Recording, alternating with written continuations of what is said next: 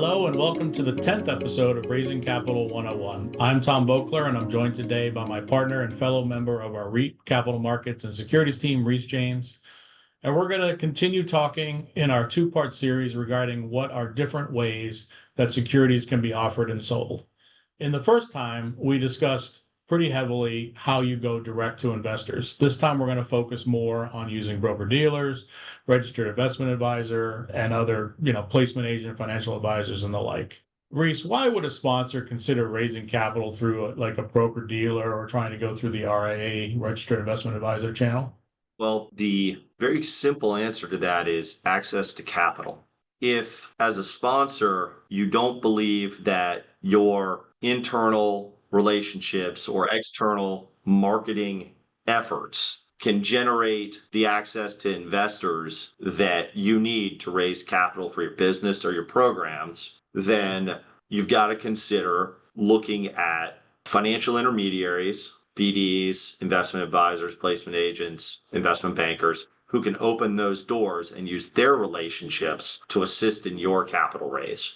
There are also some regulatory elements that if you have, as a sponsor, become uncomfortable that your serial capital raising activities look and have too much of the indicia of you being or your personnel acting as brokers, then it may make sense to bring in a broker dealer, even if you have already generated that network for access to capital, in order to fulfill your compliance duties under the Exchange Act. Yeah, that's great. So what are kind of the main differences between when you talk about what a broker dealer is and what an RIA is? So the fundamental difference to start out with is that a broker dealer is in the business of effecting transactions in securities, while an RIA, or a registered investment advisor, is in the business of providing investment advice. And those two things, while cousins, are not the same. The broker-dealer's role is to facilitate the buying and the selling of securities and to receive compensation for that. On the other hand, the registered investment advisor will advise a client as to financial planning or decision-making with respect to securities into which to invest. But that RIA is not conducting the transactions like a BD would. So that's the fundamental initial difference. There's several others regulatorily. How BDs and RIAs are compensated is also different. A broker-dealer can receive what's called transaction-based compensation. That's your commission on a securities purchase or sale, getting a percentage of the transaction value. A registered investment advisor cannot receive transaction-based compensation. Rather, a registered investment advisor has to receive advisory fees that are based off of a percentage of assets under management. In certain circumstances, RIAs can also receive incentive fees, but largely their comp is just advisory fees on assets under management. And a lot of times those have to be outlined clearly in a fee agreement if you're going outside of just the kind of standard assets under management yearly advisory fee, correct? That is accurate, Tom. Both broker-dealers and RIAs are subject to SEC prescribed, or in the case of RIAs, sometimes at the state level, if they're small, prescribed standards of conduct. At a registered investment advisor, their standard of conduct is as high as it can get. They have a fiduciary duty to their clients to act in their clients' best interests. The broker-dealer standard of conduct for a very long time was one of suitability, to make investment recommendations and effect transactions that were suitable to their clients. And they retain that obligation today. However, recently, over the last 5 years or so, the SEC developed and promulgated a new regulation called Regulation Best Interest that provides for a heightened standard of conduct to a broker-dealer to act in the best interests of its customers. That standard is slightly less than a fiduciary standard is applicable to registered investment advisor. However, it's significantly higher than the former solely suitability standard. Also, just technically, broker-dealers are regulated under the Securities and Exchange Act of 1934.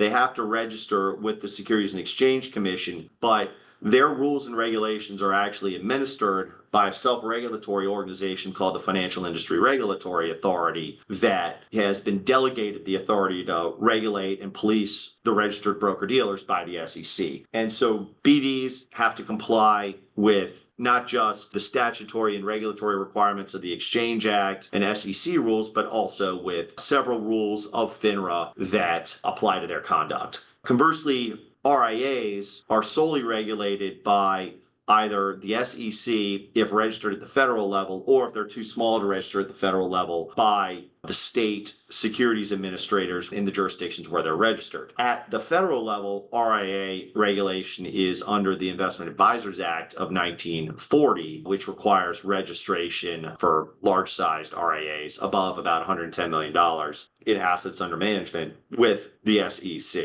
You addressed some of the reasons for this next question, but a lot of the broker dealers and RIAs that our clients engage with are called hybrid. What is that? What is a hybrid?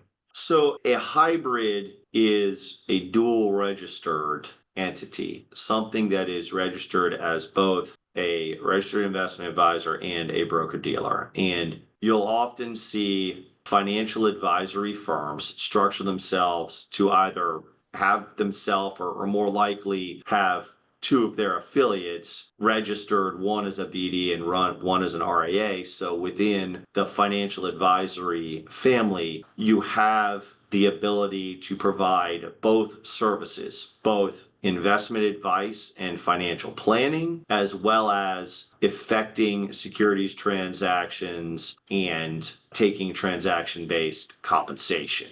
So it delivers the financial advisor the ability to give its clients both product lines. Yeah, that's great. So a lot of times, sponsors can go and find some broker dealers that are interested in their product, but often we'll hear of a managing broker dealer. What is that role? What does it do?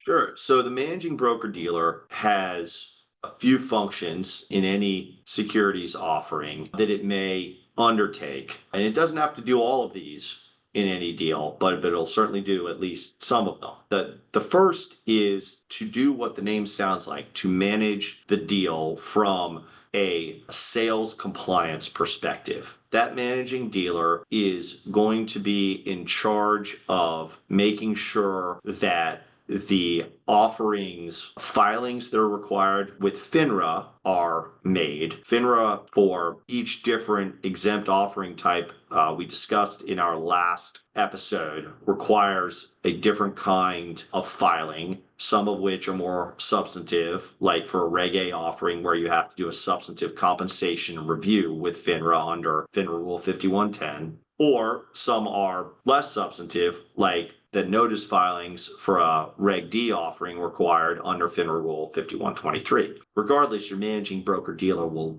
be the leader on making sure those are done correctly.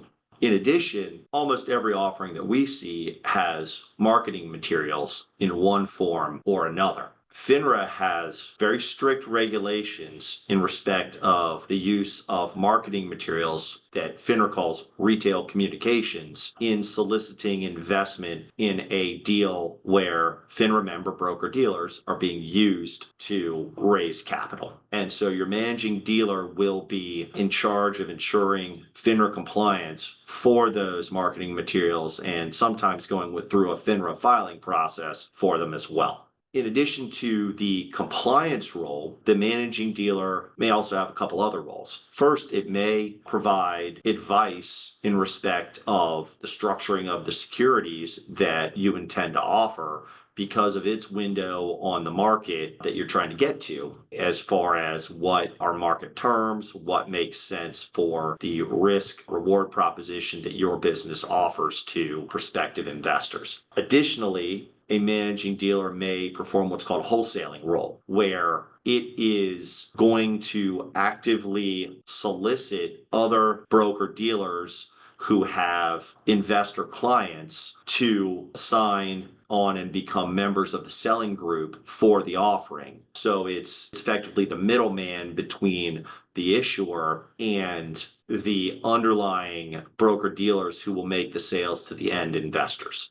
The managing dealer also often takes on a lead role with respect to subscription and transaction processing and investor intake in your offerings, which may be relatively straightforward in something like a Reg D deal, but in a Reg A deal where you can sell into brokerage accounts through the Depository Trust Commission, aka DTC, and have your securities held in street name, the managing dealer's role on that may be very critical to enable you to get into those brokerage accounts where, many retail investors like to see their investments show up in their Schwab or their Ameritrade or what have you accounts, that as an issuer standing alone, it is far less likely you'll be able to penetrate.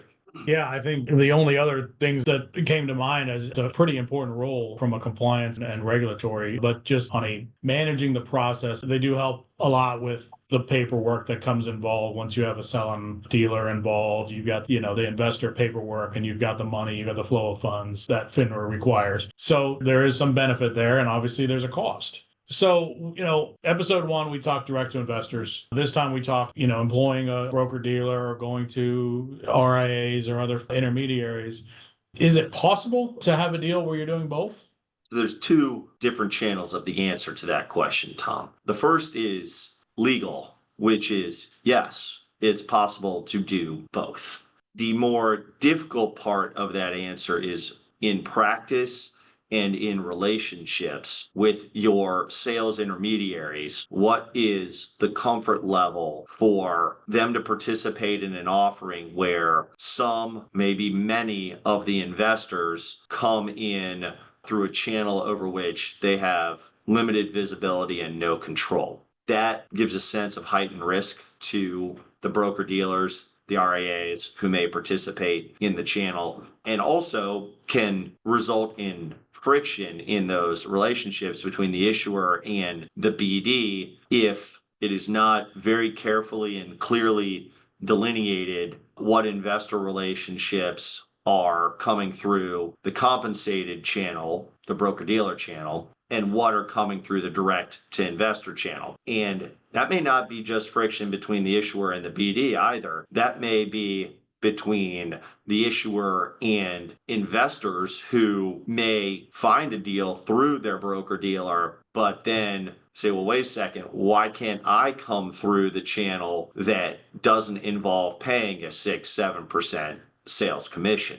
And so going back to the original answer on this, legally, yes, you are permitted to do both. Practically, in my experience, it has proven challenging to do a concurrent broker-dealer channel and direct-to-investor raise. I have seen success with folks who did one and then the other, and it really was not important as to the order there, just that whatever was happening currently was only through one channel.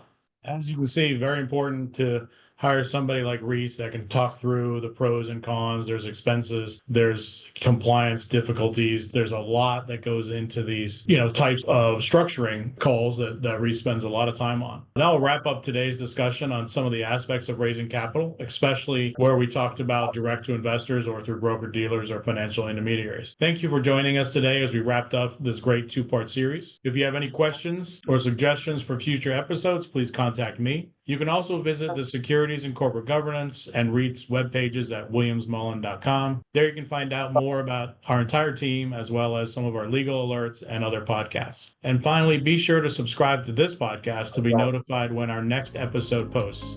Thanks for listening. Until next time.